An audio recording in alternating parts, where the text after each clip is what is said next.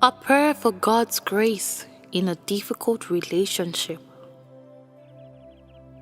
Heavenly Father, I bring before you this increasingly difficult relationship that I am in, and pray that by your grace, I may be willing to learn the lessons that you will teach me through this problematic time. Lord, I know that relationships are not always easy, but we seem to have slid into a constant circle of hostility and accusations. Forgive me for the part I have played in developing this bitterness and ill feelings between us. And I pray that you would help me repent from this wrong attitude and turn right away from my own natural, fleshy reactions and start to work in spirit and in truth.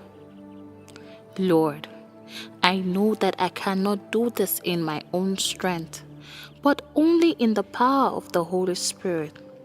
And so, Lord, I pray that I might be willing to listen to your promptings and to submit to your training and chastening hand upon my life. Help me each day to lay my life before you and to search my own heart so that I may identify any seeds of bitterness and hostility. I pray that I may be honest in my assessments of my faults and failings. Teach me your ways and endow me with wisdom, grace, and counsel, so that the damage of our relationship may be repaired by your grace. Help me to live my life as the person that you would have me be, and in a manner that is pleasing in your sight. Guard my heart and all that proceeds from my lips, and may my words be seasoned with salt and pleasing to the Father. Thank you, Lord, that you are a God who hears and answers the prayers of your children. And I pray that you would graciously renew a right spirit within this relationship. In Jesus' name I pray. Amen. Loving Father, thank you that day by day we are being conformed into the likeness of the Lord Jesus, and for the work that you have promised to do in each of our lives. Lord, you know the increasing difficulties that I am having with this particular relationship. You know my weaknesses and my failings, and you know only too well that I find it more and more difficult to be civil when we are in each other's company. But Lord, I know that this inner turbulence that I have is not of your will. I know that you desire that the grace and love of the Lord will flow out from each of us, not only to those that are easy to get along with, but especially to those that are the most difficult. Help me to rest in you and to hand over this difficulty to you, for you have told us to cast everything that troubles us onto you. Teach me, Lord, to respond in the way that you will desire. Change me, Lord. Change my whole attitude and change my heart so that it is your grace that streams out of me rather than my negativity. Lord, I know that without you I cannot change, nor can I be the person you would want me to be. But as I remain in Christ and abide in you, and as I take every negative thought captive and give it to you in prayer, I pray that your great grace would be formed in me. In Jesus' name I ask this prayer. Amen.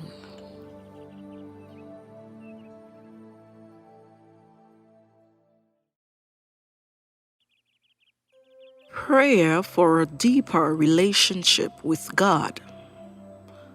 Lord, you are worthy of all my love, respect, honor, and praise. You are my strong tower, my deliverer, my refuge and my strength. In you, I put my confidence and trust. Heavenly Father, I love you with all my heart and soul. You are awesome. You make me glad. I will rejoice and praise your name forever. Your word in 1 Chronicles chapter 16 verse 34 says, "Give thanks to the Lord, for he is good. His mercies endures forever." I pray that I will be taken into a deeper and more meaningful relationship with you, where I will grow in faith and hear the still small voice within my soul. Help me to be attentive to your call that will cause me to walk in your righteousness. Open the eyes of my heart. May I see the many blessings you bestow on me, especially the very small ones that I sometimes take for granted. Psalm 50:23 says, "Whoever sacrifices a thank offering honors me, and whoever orders his conduct, I will show him the salvation of God." The Lord is my rock, my fortress, and my deliverer, my God, my mountain where I seek refuge, my shield and the horn of my salvation, my stronghold. Walk with me, Father, and take me to new levels where I can experience an outpouring of your love and mercy. I hunger and thirst for the things of you. I believe in you, Lord, and I thank you for giving me what I need according to your will. These things I pray in the name of Jesus Christ, my Lord and my Savior. So be it. Amen. Dear Lord Jesus, I do not know how old Paul was when he wrote these remarkable words. Maybe in his 60s or 70s. But it's obvious that with an increase in age came an increase in gospel astonishment. He never grew bored exploring the unsearchable riches of Jesus. And he never seemed too tired of wrestling with the kingdom implications of the gospel for the world in which you placed him, and for the heart that beat within his breast. Jesus, make me a kind man. Give me this kind of passion, joy, and maturity in the gospel. I'm thankful that it's your grasp of me and not my grasp of you that defines this way of life. For sometimes I lift my hands in awe and gratitude for the way you love me. Sometimes I shake my fist at heaven like a pouting, demanding child.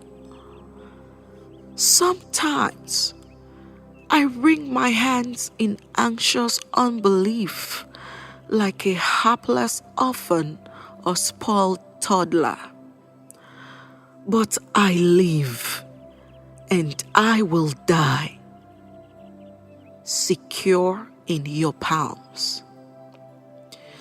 confident that I am written upon your heart, beloved and betrothed to you. Lord Jesus, I praise you that, as with Paul, you've given me a prize to win, not a wage to earn. Your finished work forever finished any notion of performance-based spirituality. I never earned my way into a relationship with you. And I don't maintain a relationship with you by my striving, earnestness, or work either. But as the gospel is the end of earning, it's not the end of effort. So intensify my zeal for laying hold of that free and glorious prize in front of me, the fullness of life in the new heaven and new earth. So what do I want for the rest of my days, Jesus? I cannot say it any better than Paul, Lord. I want to know you better and better and better, more intimately than ever. This is the one thing I want, more than anything else, because it affects everything else. Renew and refresh, deepen and expand, stretch and broaden my relationship with you. I want to experience more of the power of your resurrection, the power to know more of your love, power to love others as you love us, the power to live in your story, to your glory with the joy you alone can give. And I want to enter more fully into the fellowship of your sharing in your sufferings, living with the birth pangs of new creation life in this broken world, a world which groans for its release from bondage to decay, a release that is sure to come. I am so thankful to know that our labors in you are not in vain, Lord Jesus. This is what I long for, the gospel to effect in my heart. Help me to do away with lesser things and be more taken up with the things which matters most to your heart. This I pray in Jesus' name. Amen.